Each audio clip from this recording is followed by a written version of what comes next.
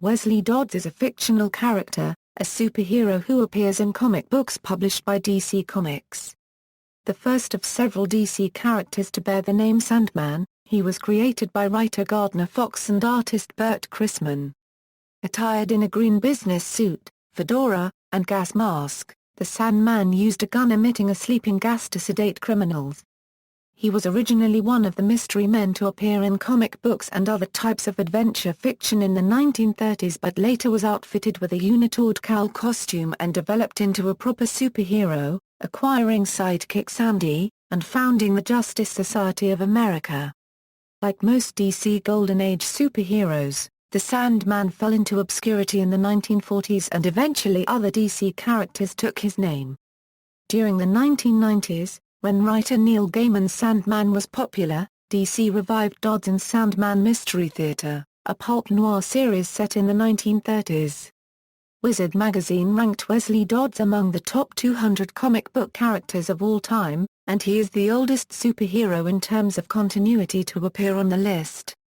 Publication history Golden Age of comic books Artist Bert Chrisman and writer Gardner Fox are generally credited as co-creating the original, Wesley Dodd version of the DC Comics character the Sandman.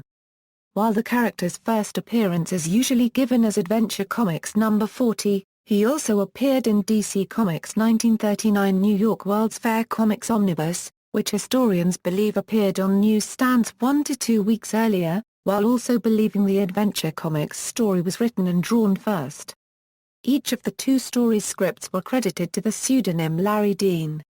Fox wrote the untitled, 10-page story in New York World's Fair No. 1, while he simply plotted, and Chrisman scripted, the untitled, 6-page story, generally known as The Tarantula Strikes, in Adventure No. 40. Craig Flessel, who drew many early Sandman adventures, has sometimes been credited as co-creator on the basis of drawing the Sandman cover of Adventure No. 40, but no other evidence has surfaced.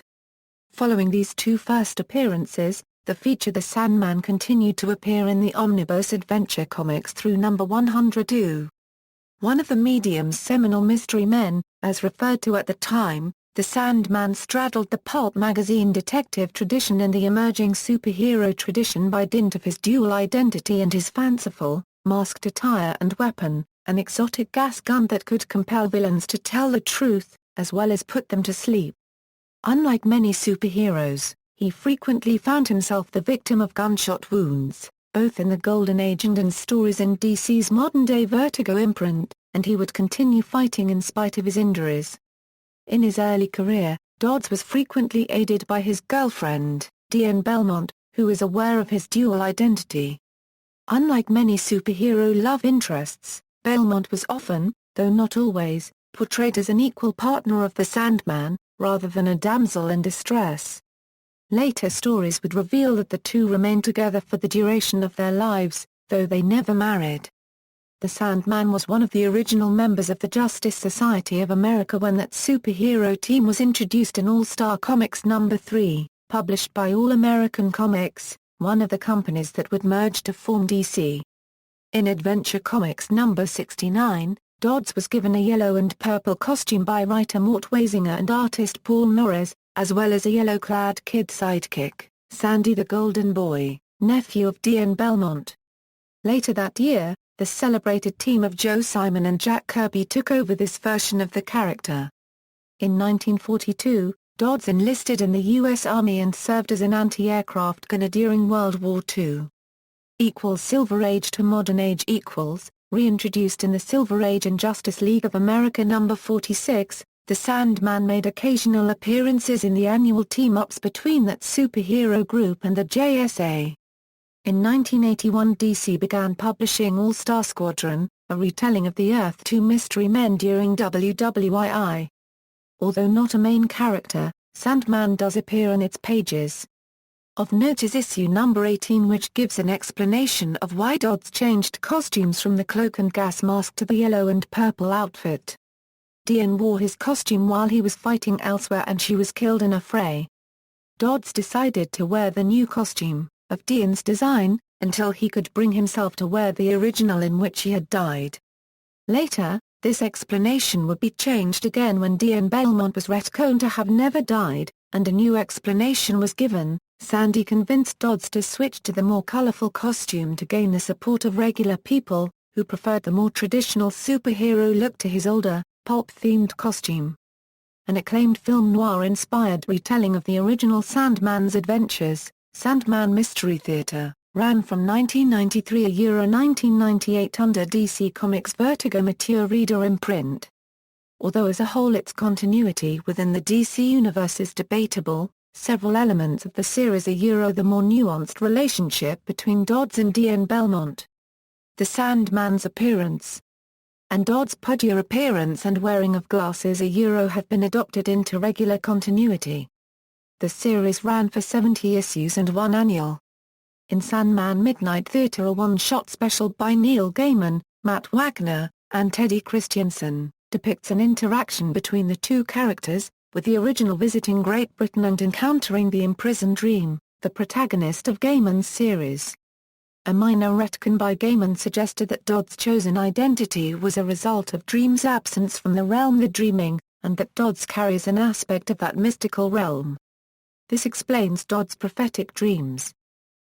Twilight Years Dodds is one of a number of Justice Society members who finds themselves in the Ragnarok dimension during the early modern age of comic books. The Last Days of the Justice Society of America special wrote the post-crisis tale of a time-warped wave of destruction ready to engulf the world. Dodds and his JSA teammates enter into a limbo to engage in an eternal battle that would allow the universe to continue its existence. This was later revealed to be a simulation created by Odin, which he intended to give to Dream as a bribe. Dodds, Dream's protégé, and Hawkman, the grandfather of Dream's appointed successor, are the only JSA members we see at this time. This lasted only until 1992 when DC published Armageddon, Inferno. This miniseries ended with the JSA members leaving Limbo and entering the real world. Justice Society of America showed how the JSA members handled returning to normal life. For the Sandman, the series depicted him as an old, thin man with a balding scalp and a sharp wit. Starting with issue number 1, his physical condition became important as writer Len Straczewski had him suffer a stroke at the first sign of a villainous attack. Both his age and his physical limitations became a theme writers would use in this character's post-crisis stories. During Zero Hour, Dodds is returned to his proper age by the Extant. Later, Wesley Dodds is shown as retired and living with Diane Belmont, though occasionally coming out of it, most notably in a team-up with Jack Knight, the son of Dodds' JSA teammate Starman. When Diane is diagnosed with a terminal disease, the two travel the world together until her death.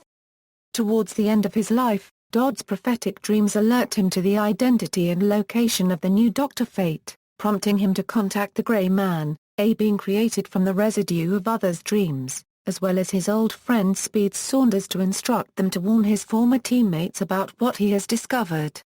Waiting on a clifftop, he is subsequently confronted by the powerful villain Mordru, who intends to force Dodds to tell him the identity of the new Dr. Fate, only for Dodds to distract Mordru with his gas gun long enough to commit suicide by jumping off the cliff rather than allow Mordru to torture him into submission.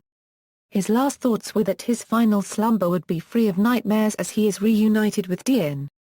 His youthful but now grown-up sidekick, Sandy the Golden Boy, becomes known simply as Sand and takes his mentor's place as a member of the Justice Society of America as well as his prophetic dreams. Eventually, he takes the name of Sandman. Sleep of Reason, Wesley Dodds makes a comeback via flashback images in the 2006 limited series Sandman Mystery Theater, Sleep of Reason. Blackest Night, Dodds is reanimated as a Black Lantern in the Blackest Night crossover. He and several other fallen JSAers attack the Brownstone, seeking the hearts of the living within.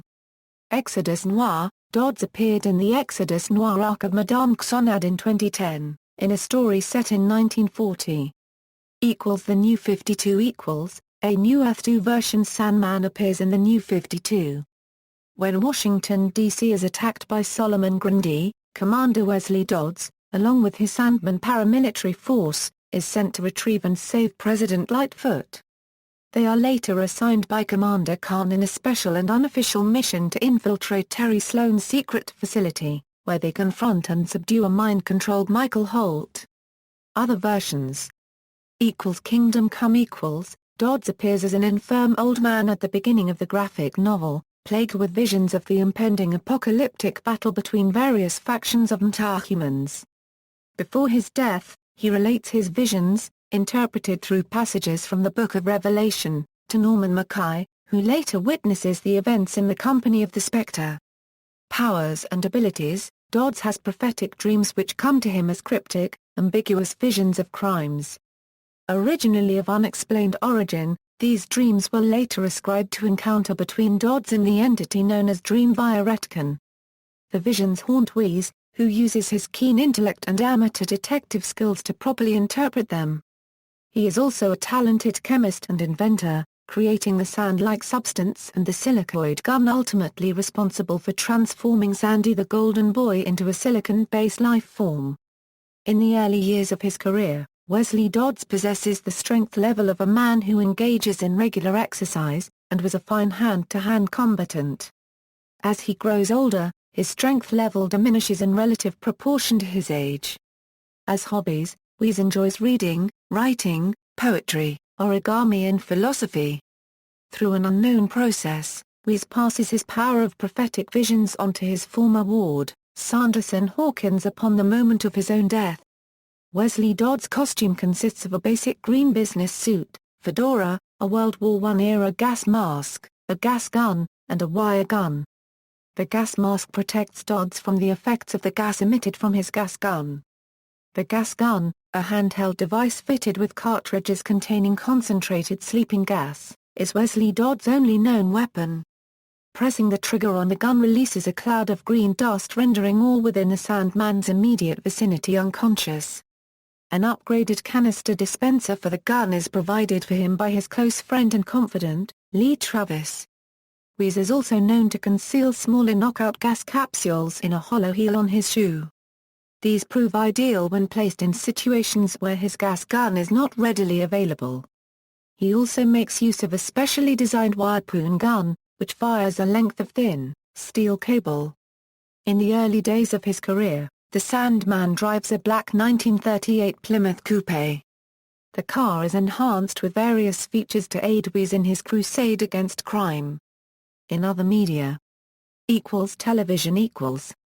Animation. Wesley Dodds has a non-speaking appearance in Batman, The Brave and the Bold episode Crisis, 22,300 Miles Above Earth. He is seen with the other members of the Justice Society of America. Sandman makes a non-speaking cameo appearance in the Young Justice episode Humanity. He is shown with the other members of the JSA during a flashback sequence. Live action. Wesley Dodds appeared in the 2-hour special episode of Smallville entitled Absolute Justice, portrayed by Ken Lawson. He was shown as being a member of the now disbanded Justice Society of America. He is first seen dreaming about the death of the Star-Spangled Kid, and after waking up he puts on his costume and stands in front of a mirror. Without warning, Icicle appears and kills him. His body was found by Clark Kent with multiple stab wounds in his chest. Films. Sandman appears in Justice League, The Flashpoint Paradox. He appears as one of the few active superheroes in the dystopian alternate timeline. Sandman is first seen as a hologram in a meeting of heroes gathered by Cyborg. Sandman is later seen fighting in the climactic battle between the Amazons and Atlanteans. Collected editions, The Golden Age Sandman Archive Volume 1 by Bert Chrisman and others. Sandman by Joe Simon and Jack Kirby, Sandman Mystery Theater Book 1, The Tarantula, Sandman Mystery Theater Book 2, The Face and the Brute, Sandman Mystery Theater Book 3, The Vamp, Sandman Mystery Theater Book 4, The Scorpion, Sandman Mystery Theater Book 5, Dr. Death and the Night of the Butcher, Sandman Mystery Theater Book 6, The Hourman and the Python, Sandman Mystery Theater Book 7, The Mist and the Phantom of the Fair, Sandman Mystery Theater Book 8, The Black Hawk and the Return of the Scarlet Ghost, Sandman Mystery Theater, Sleep of Reason. References. External links, JSA Fact File, The Sandman, Earth 2 Sandman Index, Sandman at Don Markstein's Toonopedia, Secret.com, The Sandman a Euro Interlude, Sandman Mystery Theatre, by Julian Darius.